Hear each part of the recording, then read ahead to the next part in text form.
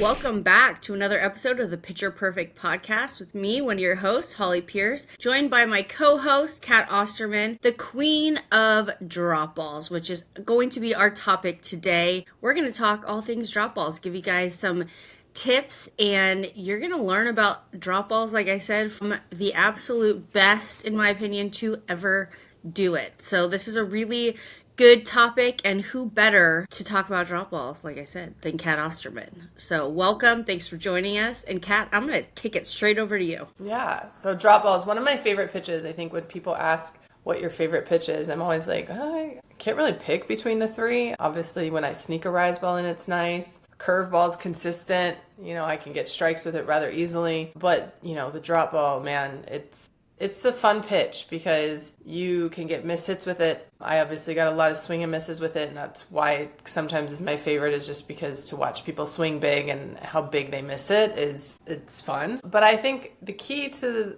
me loving the drop ball, the movement piece is great. The best part though is being able to throw it in and out of the zone. And that is, if I'm going to give drop ball pitchers one bit of advice, is making sure that you can throw this pitch in the zone and out of the zone. And when I say in the zone, I don't mean belt high and trying to get it to drop mid-thigh. We're talking a ball or two above the knee and letting it drop right in at the knee. The higher you typically throw a drop, the less you're going to see the drop. So like when I throw it starting at the knee, yes, it might be hypothetical because I haven't thrown on a Rapsodo or everything, but let's just say it's a down 8, right? It supposedly drops -8 movement.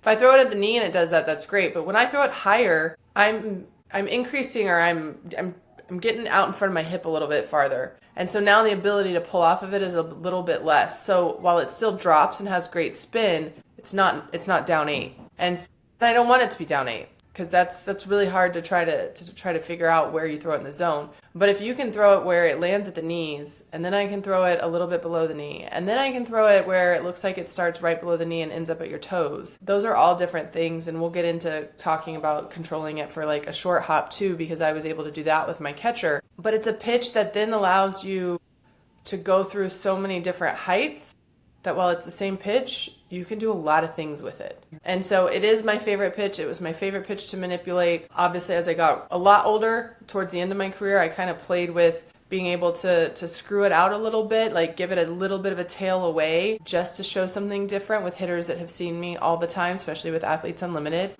My last strikeout ever, I actually tailed it away, and I kind of laughed because I'm like, of course that's my last strikeout, right? It's something I didn't do very often. But the key to a good drop ball is being able to make sure you can control the spin and how efficient the spin is. I think the spin on a drop ball is the pitch where the spin efficiency, and while it's important on all of them, it's the most important. Because if you don't have the four seams going in the right direction, if they are slightly offline, it is going to move a different direction. And if it is not going down and it's not going to go down a lot. It may sink because you push it a little bit or your weight transfer angles it. But if you want to see it drop, it has got to spin over the top 12-6. So when we're talking that, if this is my ball and it's coming at the camera, I want this line as straight as possible coming down. When this line goes this way, it's going to curve in a little bit. And I was able to do that more in college. There's not a lot of film out there on me in college, but there are times where you kind of see it go behind a right-handed hitter, because I could get outside of it and try to make it go this way a little bit. And so then it would curve. And as I said, I played with it. I wasn't very good at controlling it. So if I was going to ever cut inside of it, it was definitely a ball. It was not something I was trying to throw for a strike. But if you get inside and it tails this way, now for me, it's going to run arm side. So it's going to be screwball-ish, but still go down. But you want these four seams going down, so that way, as soon as this ball comes in, boom, it's gonna go. What you have to remember too is gravity is on your side. So when you spin something and it's going down, gravity's pulling it down to some, which is where sometimes I think when you don't throw true over-the-top spin and you start to kind of get a little bit of a dot, but that's not pointed upward like a rise, it goes down because of gravity, not because the spin's actually working. And you want that spin to work, because when that spin hits the bat, that's what makes it hard for a bat and a barrel to stay through it, is because if it's spinning fast this way, as soon as something hits it, it wants to go down. And, I think that's the other thing with a drop ball that is key or to remember, is a lot of times you can miss a drop ball and still get the outcome you want. You can miss a drop ball and still get an out. You can also miss a drop ball and it be hit hard. But most of the time, two things. A lot of times it's a ground ball, and a lot of times it's staying in the park. So even if you give up a hit, most of the time, I'm not saying I've never given up a home run on a drop ball. There are some people that can drop barrel and get down to it well. But if you tally up probably all the home runs I gave up, pitch I gave up the least amount of home runs on is a drop ball. Because it's hard for hitters to stay down and under and through. You can't lift a drop ball very well, especially if it's spinning tight. So the key is to get good over-the-top spin as fast as you can. In order to be able to do that, part of it is your grip, also how you're going to spin it. We'll talk about the two ways to throw a drop ball here in a minute. But then the other piece is just like a changeup. It has to look like your hard stuff. So I know a lot of coaches, and we'll talk about body position first, a lot of coaches will try to teach a pitcher to short step to get over a drop ball. You don't have to short step. Now, if your step is too far to where your body angles back, then yes, we're going to have to figure out how to get your body position short or taller, because you don't want to be leaning backwards trying to throw a drop. But if you short step, one, you're not giving yourself time to get through your arm circle. Two, short stepping is going to then put my body position here. So if my body position's here, when I come through, my arm angle is already down. So where am I going to throw? Without even trying, I'm going to throw low. And we don't want to go low to lower. We want to go through the zone and down. So I want my body position to stay to where when I start to throw, my arm position comes through. If my arm's hanging right here, it's coming through towards the zone. It's not at an angle downward to the ground already. So I think that's what a lot of people try to do to get early on, like, oh, let me throw it low, let me shorten my stride, get over top. You don't really get over top or out from underneath it. Either way. And then the one thing I talk about a lot with our pitchers when we talk about drop is on, against, and over. And this again is body position, but it's your front side. So a lot of people think, oh, like, I want to get over, I want to help get it over top, right? No, I don't want to help get it over top with my body. I want my hand to get over top of it. Yeah. But you still have to land and be against your front side. And then you can let yourself get on your front side as you're releasing. And after you release, you can let your body go ahead and finish and go what we say over. And you see that a lot when I throw, and some of the drop ball videos that are like clips that there have been, is you see a resistance and then I'm tall on that front side and then I might step through after, but it's not until after. And so I think a lot of people forget that you still have to resist on that front side. You can't just go straight through that front side and think I'm going to snap up aggressively or I'm going to snap over aggressively. Right. So those body positions key, and I think that's probably the one place people don't focus enough, because that is what is going to allow you to throw essentially on a line and down. So through the zone, look like a strike and down. If my body position changes, it's not looking like it's coming out of my hand like a fastball through the zone.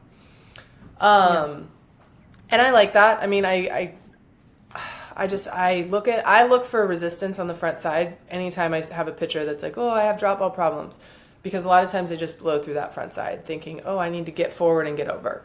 Mm-hmm. So any drop ball pitcher, if it's going too low or you're losing control, that would be the first thing I would look at. Don't look at release and hand position and all that. If it's curving and or like screwing, that's a different story. But if it's just going low or you can't control, are you landing with a firm front side and staying against it before you get straight up on it? As you said, I loved this pitch. I threw a peel drop. I did start with a turnover drop when I was young, and I threw that for a little while. And then kind of as I developed, my turnover drop was off speed, and I didn't really throw hard enough at the time, and I had a flip change. So I didn't really want that pitch to be slow too. And did you throw a flip change all through your career?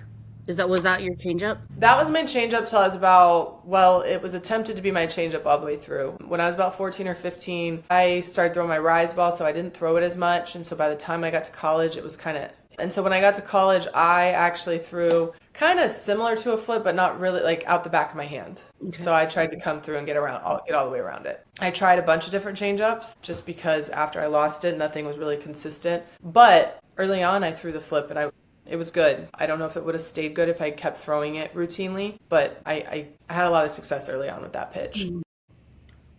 So I didn't want the drop to look like the changeup because, again, I didn't throw hard enough to have two off-speed pitches. And the other piece was, as we started to throw it, I could not throw the turnover drop arm side, so into a lefty, out to a righty as well.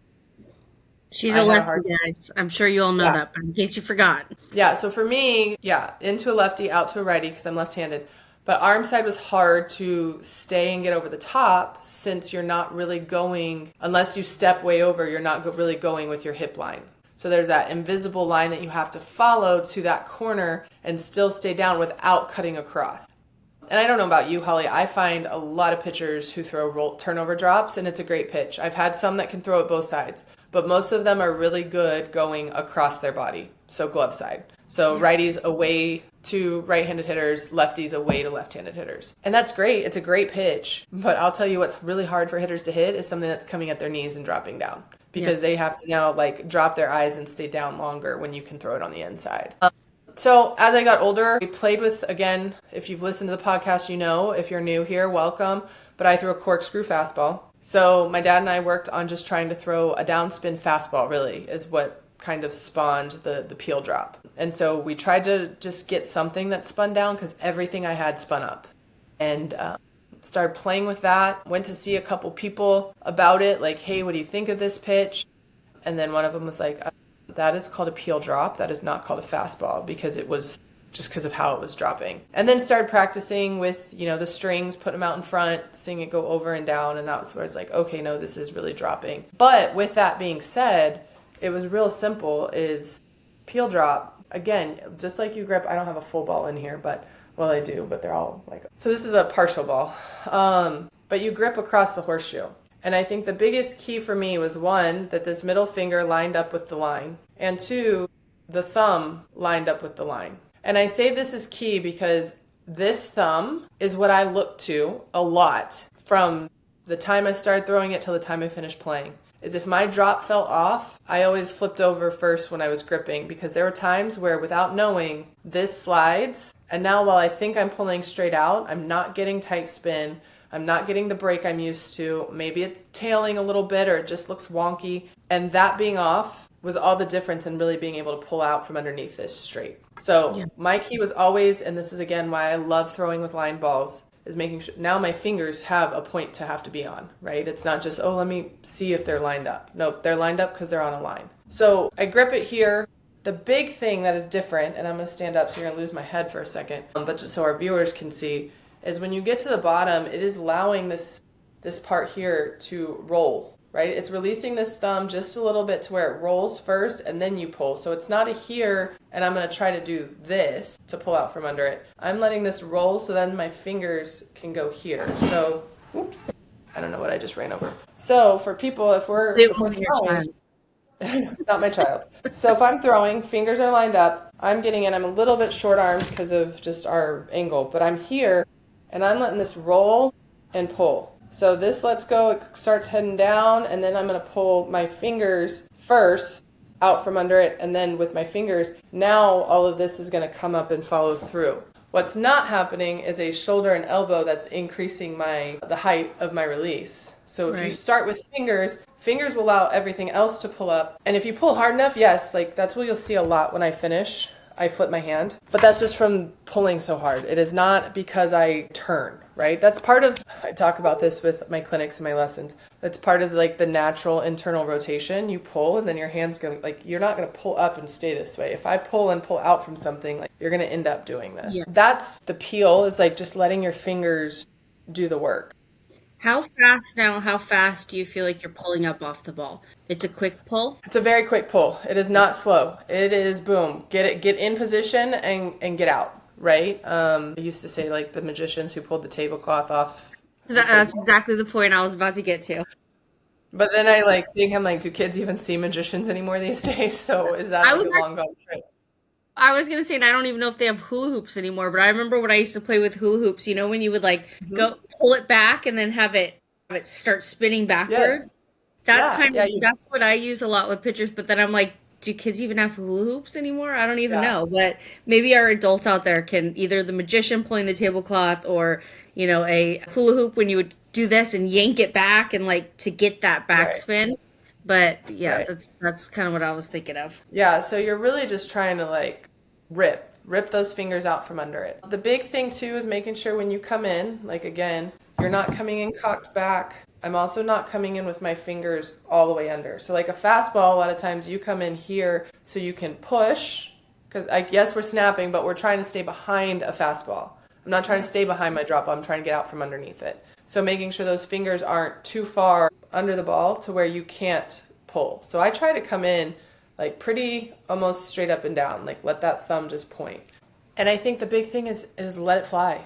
And the one thing that drives me insane, and I don't know about you, Holly, if there's a pet peeve of warming up and pitching, because obviously we know I have other pet peeves in pitching, but if there's a pet peeve I have of warming up and pitching, it's changeups and drop balls being in the dirt for your first 3 pitches. It is. Because one, no catcher likes it, but 2, to me, it's showing me that you don't realize that majority of the time we start by cutting ourselves off because we're such in a hurry to get rid of everything. So I tell my kids, when you are warming up your drop ball, I would rather you throw a flat, fat one down the middle where someone can catch it because you're out in front of your hip a little bit, and then work backwards to find the sweet spot of release. Yeah. Because to me, that shows that you have feel and control. You know how to get out in front, which is also how we're going to make it be in the zone, because we're going to release a little bit later if we want it as a strike, and a little bit earlier each time we want it to go lower and lower. So it shows me that you know how, okay, I'm going to let it fly. I'm going to get out here in front. Okay, now I'm going to pull it back. That's the good one. Okay, let me do that inside, outside, whatever. Okay, now I'm going to go a little farther back for the one that's a ball or for the one that's going to short hop. But I'm going to let my catcher know, like, hey, it's time to work on the one that short hops. Like, we're not just going to chuck it in the dirt. And so I think that allows you to feel your fingers, because you can also feel the difference of being behind and not pulling out as fast when you're way out in front versus I can't feel the difference when I just rip from behind my hip and I rip right in front of my hip. Well, yeah, no, because you don't feel a difference because your hand's kind of in the same position in those two. But when you get kind of the point of no return, I say, past our midline, it's harder to rip out fast. So now you know, okay, I can get down spin, I can throw that for a strike. Okay, now I move back an inch with my hand, and here's how I spin. So I always tell my kids to aim at their catcher's mask. Like, throw me a good one at the catcher's mask first. Don't try to go too fancy and like we're not getting the 8-inch drop on our first pitch. We're trying to get out in front, feel our fingers. Okay, now I'm going to work into my release point and see it really, really drop. But it is a crucial pitch. You and I talked right before this, and I'll stop talking in a second and let you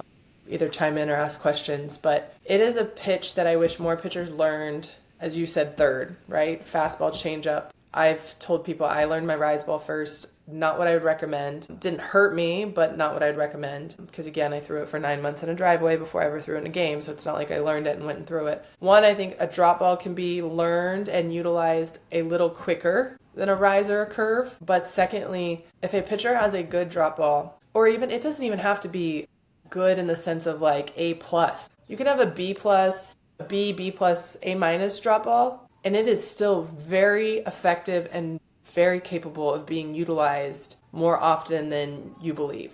Like, it does not have to be your best moving pitch in order to be a pitch that you can use often. Because like we said, the downspin, if you have it right, even if it doesn't drop a ton, will get ground balls. Your defense can make outs on ground balls. It is a pitch that can get the swing and miss on occasion. It's the pitch sometimes that can freeze them because they see this, and if it doesn't drop, now you get a free strike. And as we said, it stays in the yard. It stays in the yard more than not if you can throw it in the strike zone.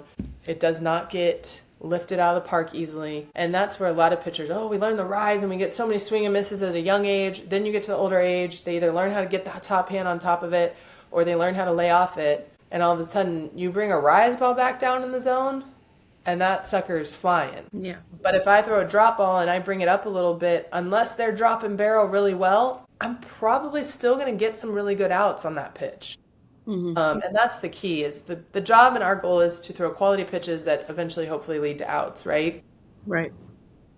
And that drop ball can get you outs in so many different ways. And there are a number of times I watch people try to lift a drop and they either get lazy ground balls, or if they do lift, it backspins up and you get the infield fly. Because it is hard for them, if it's spinning as fast as it can, to really stay through and drive forward. It's kind of my drop ball spiel. Turnover drop is not a bad pitch if you throw it. I've had pitchers both in the college ranks and in travel ball that throw it effectively. Cambry Krager, one of them that just left me 2 years ago.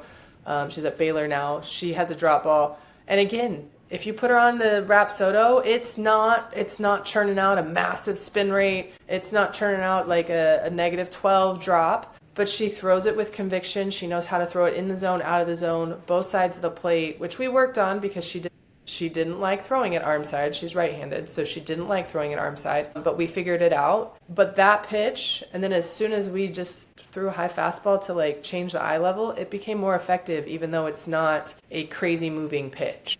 So if you can change eyes, even with, again, not a great rise ball, and I'll say on a scale of all pitchers, like if I'm A plus, she's got a B plus drop ball. Okay, like in the average people, it's probably a B plus to an A drop ball. But because she can do this now, even the days it's not moving incredibly well, it helps because we just change eyes and she knows how to place it and use it. So I think that's my big push to people is learn the drop, because you never know when like something else isn't working or something else is getting, okay, let me go to that. And all of a sudden you're getting outs because your defense can work. Yeah. Yeah, I think right now what I'm seeing with a lot of pitchers, younger pitchers, is that third pitch that they're either learning or wanting to learn is a curve, which is kind of wild to me because I think curves are very dangerous when you miss with a curve. I think curves probably get hit for home runs more than any other pitch that I can think of in my personal experience. I think the balls that usually leave the yard are curveballs that don't get enough off the plate, maybe a screwball that doesn't move, but something lateral, right? So I do think that I'm a huge advocate for learning something up and down, vertical separation after your fastball changeup. To me, drop ball makes the most sense. Like you said, it's pretty easy to learn, and like you're not really going to get hurt. I think that, Tony says this all the time in class that, we just laugh when we hear other coaches, that third base coaches, when someone hits a ground ball and a good drop ball or something low in the zone, and they're always saying, you're rolling over. And it's like, no, that ball was actually low. That's why she hit a ground ball. Or that was a good drop ball. It had that 12-6 rotation down. She wasn't rolling over. It was moving down. So I think that there's so many things, and like you said, that so many ways to manipulate a drop and give it different looks, do different things with it, that where you can throw it for a strike, throw it out of the zone. And that is also something that I think a lot of people that aren't necessarily drop balls don't understand, that you can throw a drop ball for a strike and you can throw it out of the zone. You can do both with it. I also say there's no shame in the ground ball game. Strikeouts are great, but ground balls, let your defense do the work. So anything that you can throw down in the zone with consistency and command, and then work up to try and really getting as efficient amount of spin as you can so that you are getting strikeouts and swings and misses on it. But if your starting point is just your ability to throw it at the bottom of the zone and get ground balls, that is a huge win in my book. I told this story before. One of my pitchers, EC Solera, she's at LSU now. She's a drop ball pitcher. When we were in Colorado, the year previously in Colorado, we had given up a ton of home runs. We had a lot of rise ball pitchers, and, balls up in the zone tend to be the ones that leave the yard.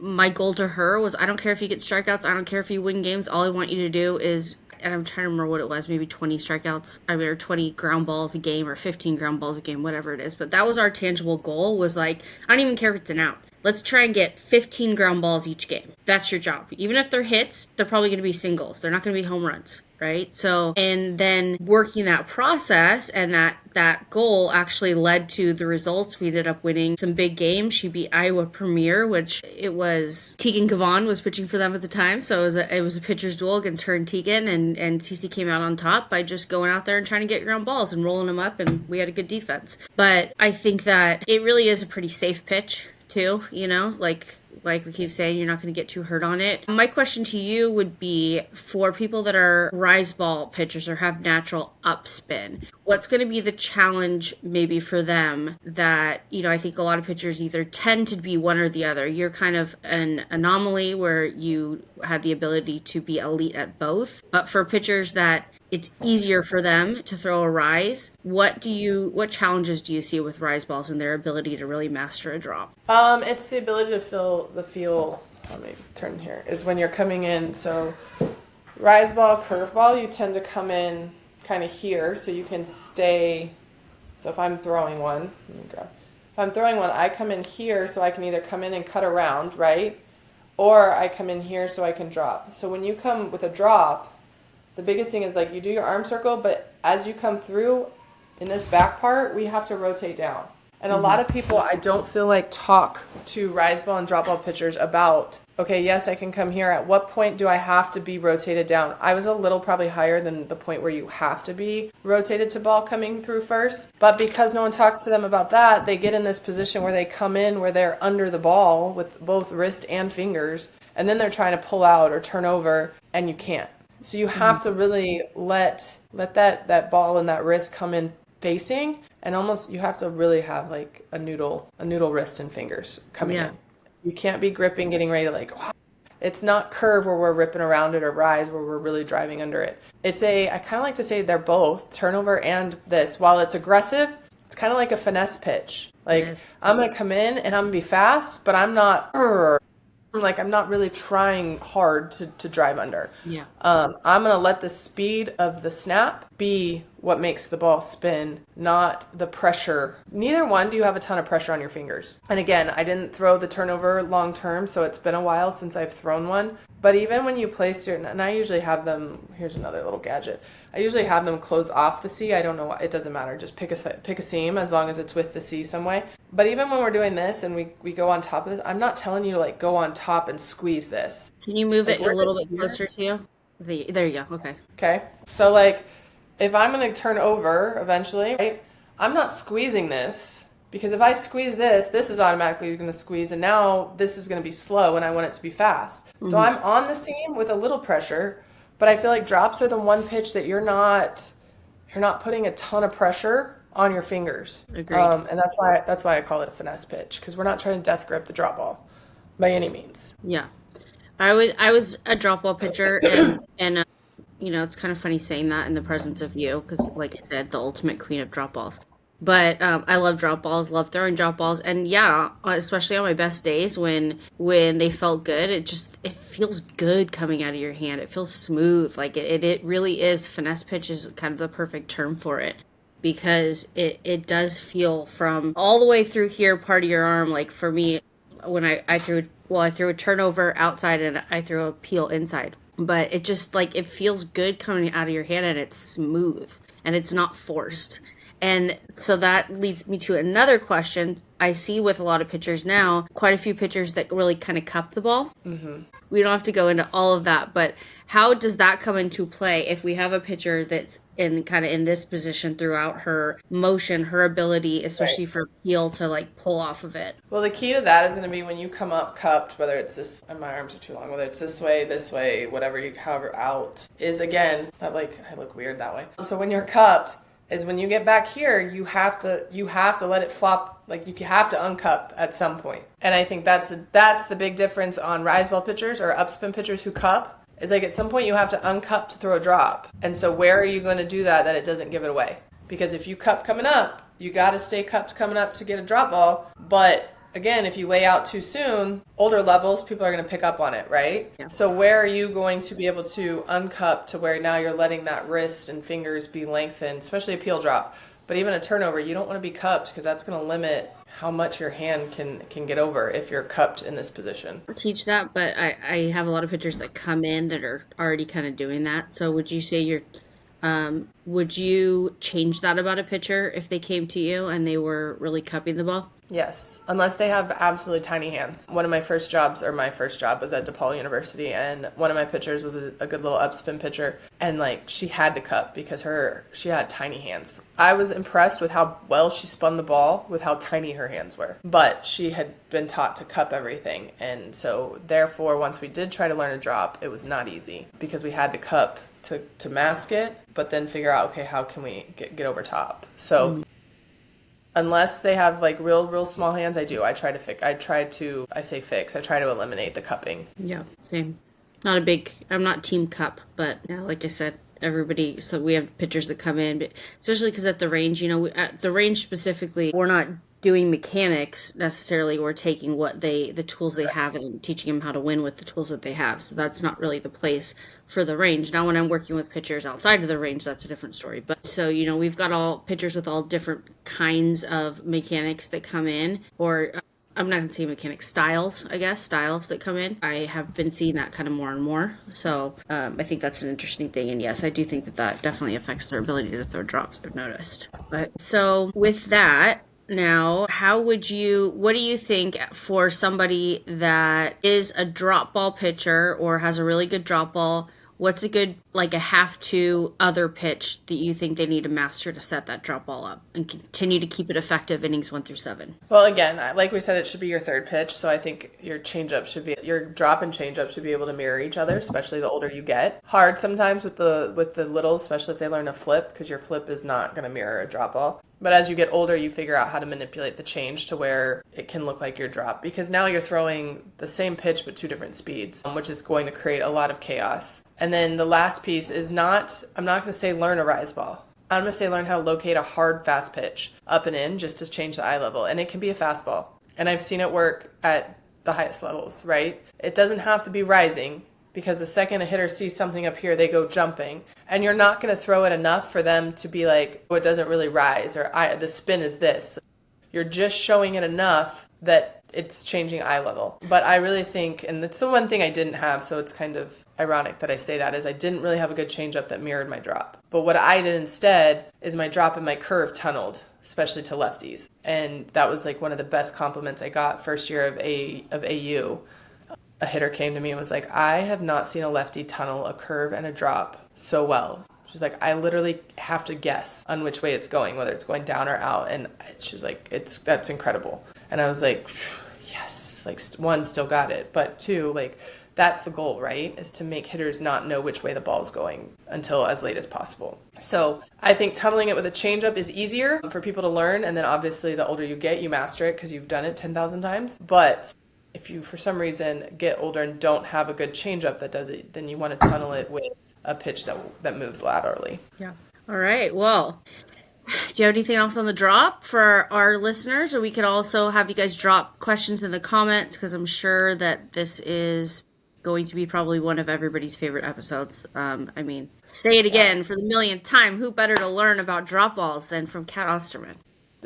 I think my last thing is a drop ball can be your money pitch. It doesn't have to be your money pitch to be effective. That's the biggest thing. If you have a drop, even if it's not your best pitch, it is going to be effective and get you outs if it is, I say, good enough. You can't have a bad drop ball and get outs, but if it is good enough, it'll get you outs. And it is a pitch that it's kind of old faithful. When in doubt, throw a down spin and get yourself a ground ball out. So 100%. I think it's huge.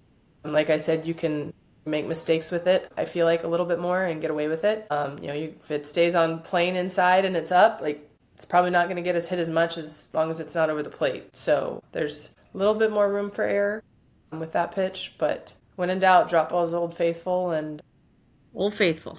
Put it in there. And again, do not get consumed with whether you get swing or misses, because ground ball outs on drop balls is the key. And like, no shame in the ground ball game. Your story was perfect. If a pitcher can go, and Mac Morgan, and I say this because obviously I'm a Texas alum, I just watched her. Now she's at UTSA, so I talked to her quite a bit for them too. But made a living being a drop ball pitcher. And she knew.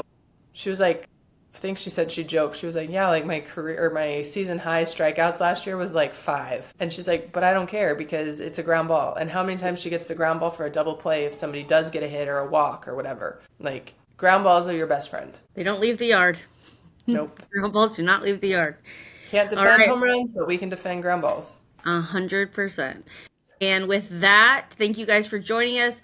Like, subscribe, leave us your comments, leave us your questions, and as always, go check out TIYproducts.com for the best and most popular hair ties in all of softball right now. So 10% off with our code PitcherPerfect Podcast. And that's it. That's all I got. You got anything else, or let's go to the next episode? All right. Drop the comments, drop the questions, and we will get to them. We'll do a question, an answer episode here soon too about all things pitching. So don't be shy. Communicate with us. We'd love to share. We'd love to know what you guys want to know. And thank you for tuning in to another episode. See you guys next week. See ya.